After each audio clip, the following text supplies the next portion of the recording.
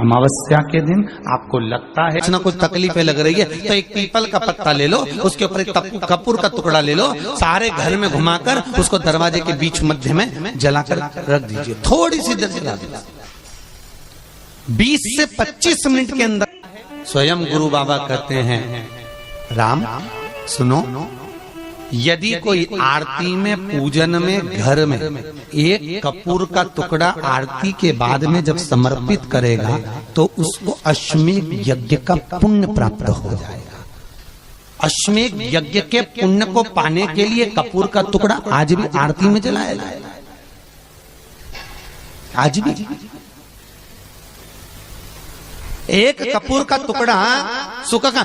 इसीलिए हमारे यहाँ शास्त्र कहता है महाराज, जब आपको घर में अगर ऐसा लगने लगे कि 15 दिन से बहुत बेचैनी है, बहुत दुख तकलीफ लग रही है, कोई ना कोई बीमार पड़ रहा है, कुछ ना कुछ तकलीफें लग रही है, तो एक पीपल का पत्ता ले लो, उसके ऊपर एक कपूर का टुकड़ा ले लो, सारे घर में घुमाकर उसको दरवाजे के बीच मध्य में जलाकर रख दीजिए, थोड़ी सी देर जला दीजिए।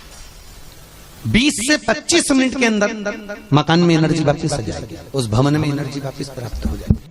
अमावस्या के दिन आपको लगता है कि हमारे पूर्वजों का उद्धार नहीं हुआ, हमारे पूर्वजों का कल्याण नहीं हुआ, कहीं अधोगति में कोई चला गया है, उसका बस एक बार, रोज नहीं जरूरत है, प्रतिदिन जरूरत ही नहीं, महीने में एक बार अगर अमावस्या के दिन भी आपने चंदन के थोड़ा सा चंदन अगर मेरे देवाधिदेव महादेव को 7 स्थान पर समर्पित किया है। अशोक यहाँ पर वर्णन कर रही है, मैना धन्य और कला की कथा कर रही है। तीनों ने सनकादि ऋषियों से मांगा। चंदन भगवान को अति प्रिय होता है और चंदन ही एक ऐसा होता है जो पितरों को भी प्रिय होता है, जिसका स्पर्श मात्र लगने से पूर्वजों का कल्याण हो जाता है, वो चंदन है।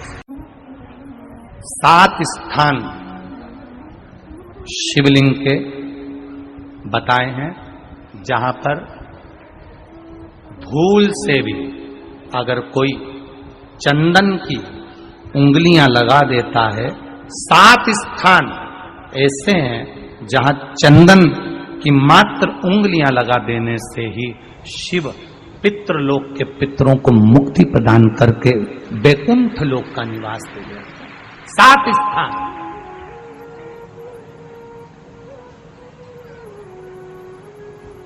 और वो 7 स्थान जो चंदन के बताए गए हैं, पहला भगवान देवाधिदेव महादेव के शिवलिंग पर चंदन का लेपन, समझ लेना जरा बहुत अच्छे से।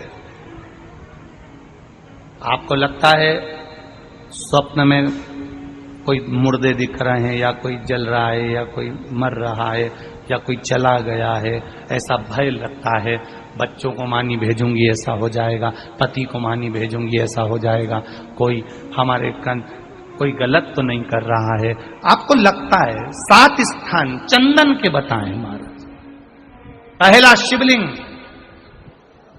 दूसरा जहां गणेश जी का स्थान है, मालूम है ना सबको, जम के बोलो जरा, मालूम है ना सबको, जहां गणेश जी का स्थान है वहां अलग से गणेश जी बैठे, वहां नहीं, शिवलिंग में जलाधारी के ठीक सामने, राइट में गणेश, लेफ्ट में कार्तिकेय, बीच में अशोक सुंदरी। तो पहला चंदन बाबा के शिवलिंग पर, दूसरा गणेश जी पर चंदन की उंगली, तीसरा षडानंद कार्तिकेय पर चंदन की उंगली, चौथा अशोक सुंदरी पर चंदन की उंगली, पांचवा जलाधारी पर चंदन की उंगली, छठा जो शिवलिंग का जल बह रहा है इसके ठीक विपरीत की ओर चंदन की उंगली, और 7वां चंदन नंदी के मस्तक के ऊपर जो 2 सींग लगे रहते हैं उस पर चंदन की उंगली। ये कब लगाई जाती है? या तो अमावस्या के दिन आपको लगता है कि हमारे पूर्वजों का उद्धार नहीं हुआ, हमारे पूर्वजों का कल्याण नहीं हुआ, कहीं अधोगति में कोई चला गया है, उसका बस एक बार, रोज नहीं जरूरत है, प्रतिदिन जरूरत ही नहीं, महीने में एक बार अगर अमावस्या के दिन भी आपने चंदन के थोड़ा सा चंदन अगर मेरे देवाधिदेव महादेव को 7 स्थान पर समर्पित किया है। अशोक यहाँ पर वर्णन कर रही है, मैना धन्य और कला की कथा कर रही है। तीनों ने सनकादि ऋषियों से मांगा। चंदन भगवान को अति प्रिय होता है और चंदन ही एक ऐसा होता है जो पितरों को भी प्रिय होता है, जिसका स्पर्श मात्र लगने से पूर्वजों का कल्याण हो जाता है, वो चंदन का। आपके घर में पितृदोष है, आपको ऐसा महसूस होता है, आपको लगता है, तो किसी भी नवरात्रि के पहले जो अमावस्या पड़ती है, मान लो अपन अमावस्या पड़ी, आप एक अंदाजा लगाइए, तो जिस दिन अमावस्या रहे उस दिन चावल की कटोरी में एक कपूर का टुकड़ा रख दीजिए महाराज, छोटा सा, और कपूर का टुकड़ा रखकर उस कपूर को दरवाजे के बाहर कटोरी में ही, चावल रखी हुई कटोरी में ही उसको पितरों का स्मरण कर कर जला दीजिए। और जलाने के बाद उस चावल को कहीं भी किसी भी वृक्ष की छांव में पक्षियों के लिए डाल दीजिए। शिव महापुराण की कथा कहती है, अगर मान लो पितृ आपको कष्ट दे रहे हैं, पितृ आपको तकलीफ दे रहे हैं, कोई काम नहीं होने दे रहे हैं, या कहीं आपको ऐसा लगता है कि पितरों का दोष है, तो वो पितृ दोष देवी, अब ये जो आप करेंगे ये कब कर रहे हैं? अमावस्या के दिन आप उसको रख रहे हैं, अमावस्या के दिन उसको रखकर रात भर आपने रखा कपूर के साथ में, सुबह एकम पड़ गई, नवरात्रि लग गई, उसी दिन उसको जलाकर आपने पटक दिया। अर्थात उससे देवी और पितृ इन दोनों का आशीर्वाद जो प्राप्त होता है, तो घर में से पितृदोष समाप्त होकर लक्ष्मी की वृद्धि प्रारंभ हो जाती है, कार्य में सिद्धता आ जाती है। मान लो अगर पितृदोष है तो करो, नहीं है बड़ी अलमस्ती से रहो, तो ये पितृदोष का स्मरण। तो यहाँ शास्त्र कह रहा है कि पितरों का जो लोक होता है, पितर जो लोक होता है, उस पितृलोक में 64 योगिनियां प्रवेश नहीं करती। शिव महापुराण कर रही है, शंकर की कथा कर रही है। एक छोटा सा उपाय अवश्य करिएगा। मान लो आपको लग रहा है कि आपके घर में पितृदोष है, आपको ऐसा महसूस होता है, अमावस्या पड़ती है, चावल की कटोरी में एक कपूर का टुकड़ा रख दीजिए महाराज, छोटा सा, और कपूर का टुकड़ा रखकर उस कपूर को दरवाजे के बाहर कटोरी में ही, चावल रखी हुई कटोरी में ही उसको पितरों का स्मरण कर कर जला दीजिए।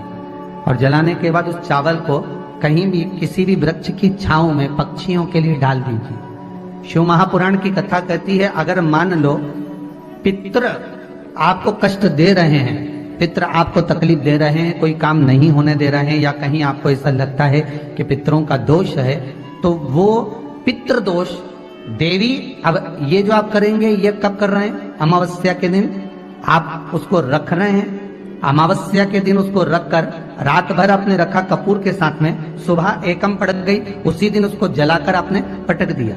अर्थात उससे देवी और पितृ इन दोनों का आशीर्वाद जो प्राप्त होता है, तो घर में से पितृदोष समाप्त होकर लक्ष्मी की वृद्धि प्रारंभ हो जाती है। अमावस्या के दिन प्रदोष काल में, प्रदोष के समय पर, प्रदोष काल में शाम के समय पर जाकर किसी भी नदी, तालाब, बावड़ी, कुआं, कहीं ना कहीं जो आपके पास में हो, वहां पर एक घी का दिया, बत्ती का मुंह दक्षिण की ओर कर कर अवश्य जला कर जाना, सारे पितृ दोष समाप्त हो जाएगा। अगर नदी, तालाब, बावड़ी, कुआं नहीं है तो पीपल का वृक्ष हो या बेलपत्री का वृक्ष हो या बट का वृक्ष हो, उसके नीचे लगा दो प्रदोष काल में। पर अमावस्या के दिन लगाएं जरूर। क्यों?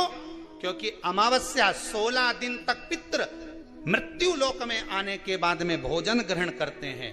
अमावस्या के दिन पितृ शाम के समय प्रदोष काल में शंकर भगवान का नाम जाप कर कर नदी, तालाब, बावड़ी पर पानी पीने जाते हैं।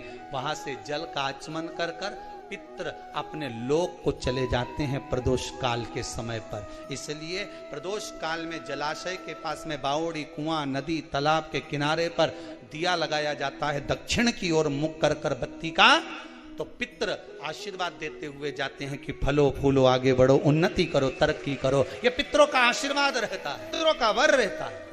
आप देंगे, कुछ करा ना करा, फिर अमावस्या के दिन उस दिन दिया दक्षिण की ओर बाती का मुख कर कर।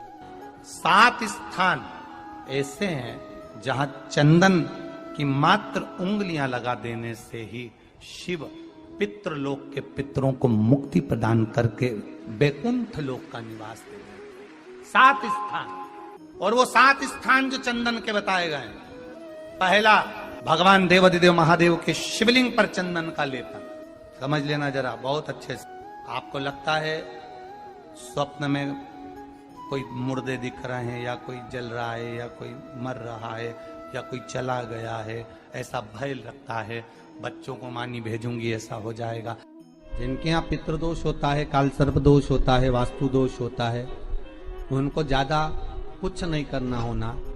महाराज, एक बेल का फल लीजिए, उसके अंदर का जो गुर्दा होता है, अंदर का जो भाग होता है, उसको निकाल लीजिए, और उस बेल के फल में आटा सेक कर उसमें शक्कर मिलाकर उसको उसके अंदर भर लीजिए। अमावस्या के दिन सुबह 10 बजे से पहले उसको अपने घर में घुमाने के बाद में जिसको काल सर्प दोष बताया है, पितृदोष बताया है, या वास्तु दोष का स्मरण बताया है, घर में सब दूर घुमाकर अपने परिवार का हाथ का स्पर्श कराकर पीपल के पेड़ के नीचे खड्डा खोदकर उस बेलपत्र के उस फल को दाब दीजिए। महाराज, केवल एक अमावस्या करना रहता है, पितरों के दोष से मुक्ति मिलती है और हमारे घर के कार्य सफल होना प्रारंभ हो जाता है। पति को मानी भेजूंगी, ऐसा हो जाएगा। कोई हमारे कोई गलत तो नहीं कर रहा है। आपको लगता है 7 स्थान चंदन के बताएं। बाबा के शिवलिंग पर, दूसरा गणेश जी पर चंदन की उंगली, तीसरा षडानंद कार्तिकेय पर चंदन की उंगली, चौथा अशोक सुंदरी पर चंदन की उंगली, 5वां जलाधारी पर चंदन की उंगली, छठा जो शिवलिंग का जल बह रहा है इसके ठीक विपरीत की ओर चंदन की उंगली, और 7वां चंदन नंदी के मस्तक के ऊपर जो 2 सींग लगे रहते हैं उस पर चंदन की उंगली। ये कब लगाई जाती है? या तो अमावस्या के दिन। आपको लगता है कि हमारे पूर्वजों का उद्धार नहीं हुआ, हमारे पूर्वजों का कल्याण नहीं हुआ, कहीं अधोगति में कोई चला गया है, उसका बस एक बार, रोज नहीं जरूरत है, 4 दिन दुकान अच्छी चले, बाकी के समय बैठना पड़े, समझ लेना पितृदोष। घर में बच्चे चिड़चिड़े हो जाए, गलत संगति में डूब जाए, समझ लो चिड़चिड़ हो रहे हैं, पितृदोष। घर के बच्चे माता पिता का आदर न करें, सम्मान न करें, तेज आवाज में बात करें, समझ लो पितृदोष। पितृदोष मालूम पड़े। और इतने से भी अगर आप नहीं समझ सकते, परिवार का कोई एक व्यक्ति जब जब भोजन करने बैठे तब तक उसकी थाली में बाल आए, भले वो होटल में खाए तो भी बाल आ जाए, वो कहीं खाना खा रहा है तो बाल आ जाए। 8-15 दिन में, 4 दिन में, 3 दिन में, 2 दिन में, 6 दिन में आपकी थाली के भोजन में अगर बाल निकल रहा है, केश निकल रहा है, समझ लेना कि पितृ आपसे कुछ मांग रहे हैं, पितृ आपसे कुछ चाहते हैं। महाराज, एक बेल का फल लीजिए। क्या लेना है? बेल का फल, बेलपत्री का जो फल होता है उसको ले लो, उसके अंदर का जो गुर्दा होता है, अंदर का जो भाग होता है, उसको निकाल लीजिए, और उस बेल के फल में आटा सेक कर उसमें शक्कर मिलाकर उसको के अंदर भर लीजिए। अमावस्या के दिन सुबह 10 बजे से पहले उस बेल फल में जिसमें तुमने पंजेरी भरी है, आटा सेक कर भरा है शक्कर के साथ में, उसको अपने घर में घुमाने के बाद में जिसको काल सर्प दोष बताया है, पितृदोष बताया है, या वास्तु दोष का स्मरण बताया है, घर में सब दूर घुमाकर अपने परिवार का हाथ का स्पर्श कराकर पीपल के पेड़ के नीचे खड्डा खोदकर उस बेलपत्र के उस फल को दाब दीजिए। महाराज, केवल एक अमावस्या करना रहता है, पितरों के दोष से मुक्ति मिलती है और हमारे घर के कार्य सफल होना प्रारंभ हो जाते हैं। कार्य की सफलता होती है, कार्य में सफलता प्राप्त होने लगती है। हम तो कई बार कहते हैं महाराज जी, अगर ऐसा लगे किसी औषधि को आप ले रहे हैं, मालूम पड़े कि औषधि आपको लग नहीं रही है, शिव महापुराण की कथा करेंगे, मान लो औषधि आपको नहीं लग रही, आपने औषधि बहुत दिनों से ले रहे हो, कोई दवाई, मान लो आप किसी भी दवाई को ग्रहण कर रहे हैं और वो औषधि लगी नहीं रही है, वो शरीर को लगी नहीं पा रही और आप ठीक ही नहीं हो पा रहे, 15 दिन हो गए, 8 दिन हो गए, बताओ, उतना की उतना ही कैटरीना है, उतना ही उतना अपना भरा हुआ, वही की वही लीवर, वही की वही किडनी, वही की वही स्मरण, सभी कुछ वही वही है, उतने की उतना ही। बीपी भी ऊंचा नीचा चल रहा है पर लेवल में नहीं आ रहा, शुगर भी लेवल में नहीं आ रही, तो प्रयास करा करो महाराज, बेलपत्री के फल का जो गुर्दा है, अंदर का जो भाग है फल का, उसको पानी में गला लीजिए और प्रदोष कम से कम प्रदोष नहीं हो और बीमारी जरा दवाई लगी नहीं रही हो तो बिना प्रदोष के भी कर सकते हो। उसको पानी में गलाइए आधा घंटा पानी में। जैसे आपको सुबह मंदिर जाना है 10 बजे, तो सुबह स्नान कर कम से कम 6:30-7 बजे उसको पानी में गला दीजिए और उस बेले के फल का गुर्दा से गला हुआ पानी शिव जी को ले जाकर समर्पित कर दीजिए। महाराज उस पानी में से थोड़ा सा 1 चम्मच पानी शिव जी पे चढ़ा हुआ लेकर आ जाइए। उस पानी को जो बीमार व्यक्ति है उसको औषधि देने से पहले मात्र आधी चम्मच से भी आधा चम्मच उसको दे दीजिए। भगवान शंकर का श्री शिवाय नमस्तुभ्यम का जाप कर उस पानी को देने के बाद अगर आप औषधि देंगे तो ये पक्का है कि औषधि अपना कार्य करना प्रारंभ कर देगी और वो स्वस्थ होना प्रारंभ हो जाएगी। वो स्वस्थ हो। औषधि